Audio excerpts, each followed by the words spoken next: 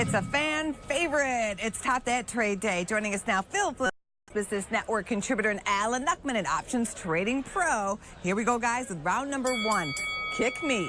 What do you do if you missed the recent rally? Was it 20% crash at Christmas that scared everybody out of their stocks?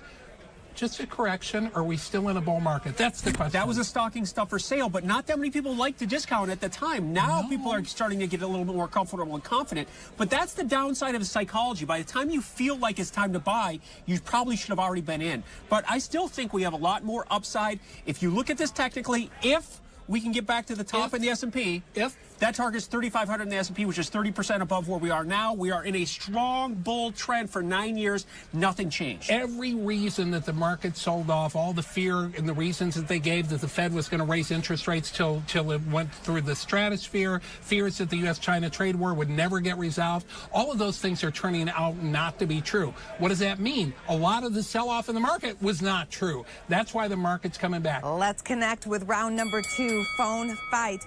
5G is trying to move into the next generation of wireless, but this is turning into a billionaire's battle. You know, this is one of the biggest battles I've seen since they tried to put cell phones in Mexico. I mean, seriously, 5G has impacted. Everybody wants to be the leader of this new technology, and you know, it even caused the problems with Huawei, the Chinese company that was the Chinese company for Huawei. The U.S.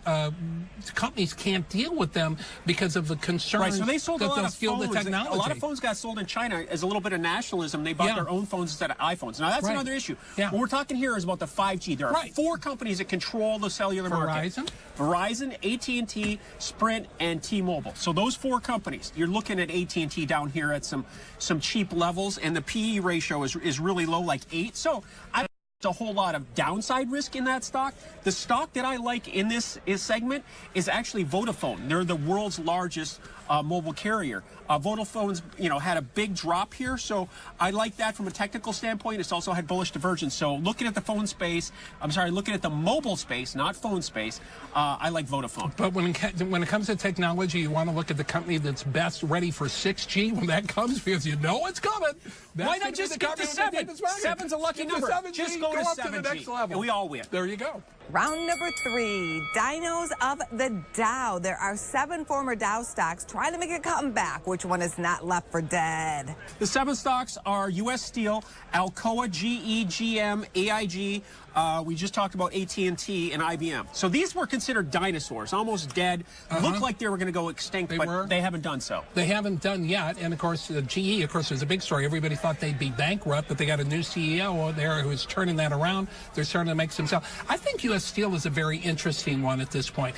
I think they're really going to benefit from the U.S.-China trade war discussions. If we actually do get a deal with China, which it's looking more and more likely that we will at some point, the biggest winner is going to be U.S. Steel, because U.S. Steel was a big complainer that China was unfair to U.S. Steel. I am with you, and it all comes back to commodities in today's segment, because I'm going to go with Alcoa. Alcoa stock has dropped from 60 down to 30. It traded between 25 and 30 for the last 2 months. It looks like it's forming a nice bottom base here, but like you just talked about, I think there's more upside potential in this, in those two stocks and these commodity stocks that have been distressed, depressed, and beaten down. All right, then. Your bonus round question involves new money. I like new money.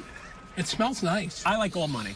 How many tons of ink does it take to print new money? Is it 9 tons, 6 tons, or 3 tons? I'm going to go with the lower 3 numbers, because they're not going to use as much ink. Alan Nuckman, you just inked a win.